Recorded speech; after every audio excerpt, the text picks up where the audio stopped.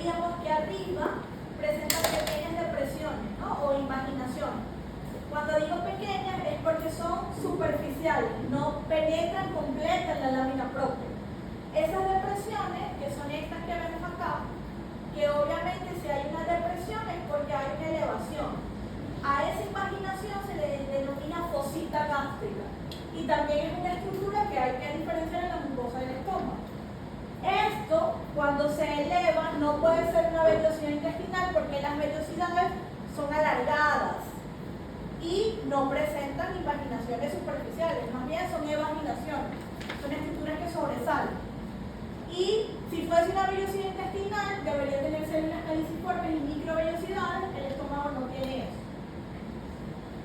La lámina propia del estómago comienza donde termina la fosita gástrica y dentro de la elevación, y es una lámina propia que se podría decir gruesa, pero no es gruesa por la cantidad de tejido conectivo laxo, sino es gruesa porque en la lámina propia del estómago se ubican las glándulas gástricas.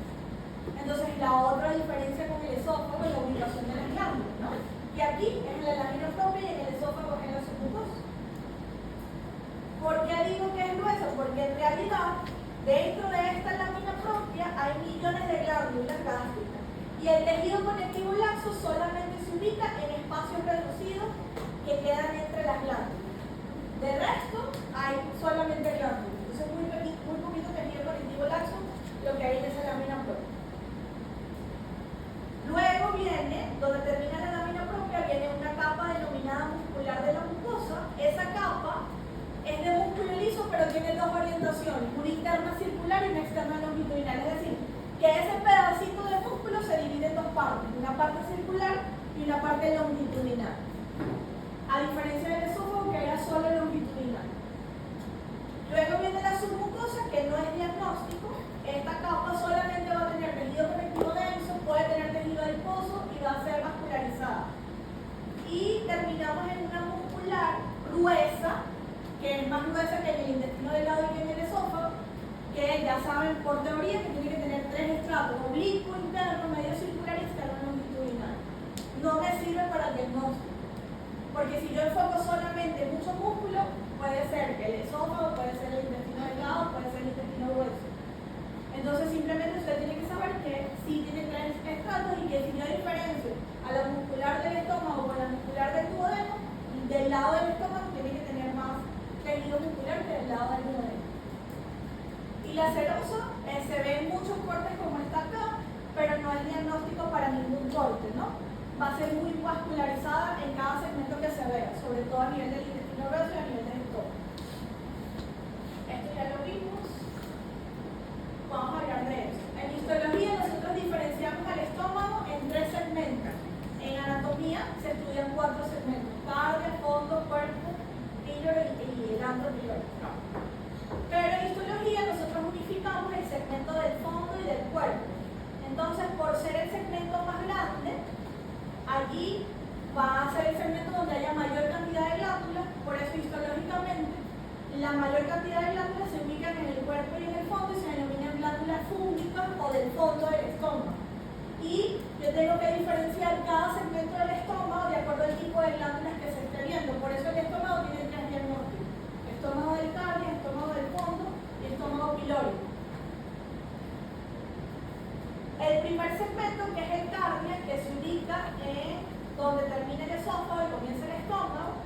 Por ejemplo, si el corte es un corte donde se ve una parte del esófago, ese corte es fácil. Porque si estoy viendo epitelio esofágico y luego veo epitelio cilíndrico simple, entonces ese parte tiene que ser estómago cardíaco. Pero si el corte no tiene esófago, como el que ustedes tienen en la universidad, entonces yo tengo que saber diferenciar a este segmento por el tipo de glándula o por la forma de la glándula que está en ese segmento. Entonces en el cardio predominan glándulas así como están allí, redonditas, y algunas que se ramifican, pero más profundas, cuando están más cerca de la muscular de la mucosa. Y todas esas glándulas van a estar formadas por células mucosas superficiales, que son las que forman el epitelio cilíndrico simple. Por eso cuando ustedes vean el corte de cardio, van a ver que la parte superior del corte se ve como blanca, porque ahí es donde confluyen todas las zonas apicales de las células mucosas.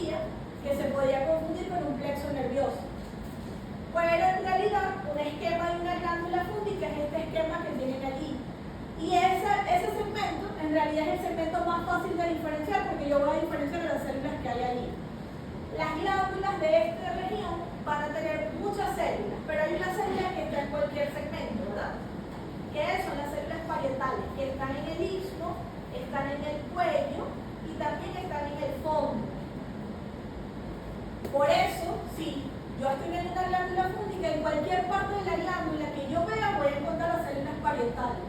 Pero hay otras células que son las principales, que ellas predominan en el fondo de la glándula, pero pueden haber un poquito a nivel del cuello, ¿no? Entonces van a ser parietales y principales. Esas células parietales son esas que están allí, ellas parecen, no tienen una forma específica.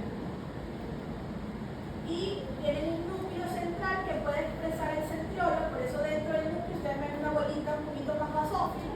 Su citoplasma es acidófilo, su núcleo central son grandes y se van a ver muy rosaditas en el borde histológico teñido con ACE.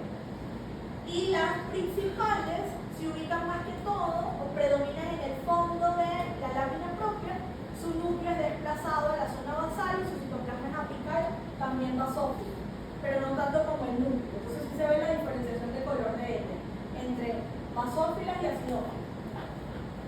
¿Qué otra cosa tengo que decirles? Bueno, si ese corte lo tienen enfocado de esa manera en una lección, el diagnóstico del corte es estómago a nivel del fondo o en la región del fondo. Estoy viendo la última parte de la lámina propia. El elemento diagnóstico son las células parietales y se ve la interna circular de la muscular de la mucosa. ¿Qué es esto que está? Y eso se debería estar viendo en una placa más o menos como esta que está aquí. Esa es una placa del estómago del fondo. Y fíjense cómo aquí abajo, esto es muscular de la mucosa, hay fibras musculares lisas que sobresalen hacia la lámina propia. Tienen que aprenderse qué produce cada glándula, ¿no? Si ácido clorhídrico, pepsinógeno, gastrina y así sucesivamente. Y la última región es estómago pilórico. Él se va a diferenciar, ¿por qué? Porque la fosa gástrica es más profunda, ¿no? Ya no es tan superficial. Y es tan profunda que no se ve el límite entre la fosa gástrica y donde comienzan las glándulas.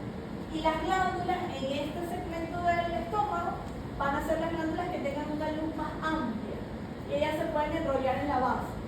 ¿Por qué tiene que ser más profunda la fosita gástrica? Porque es lógico, ¿no?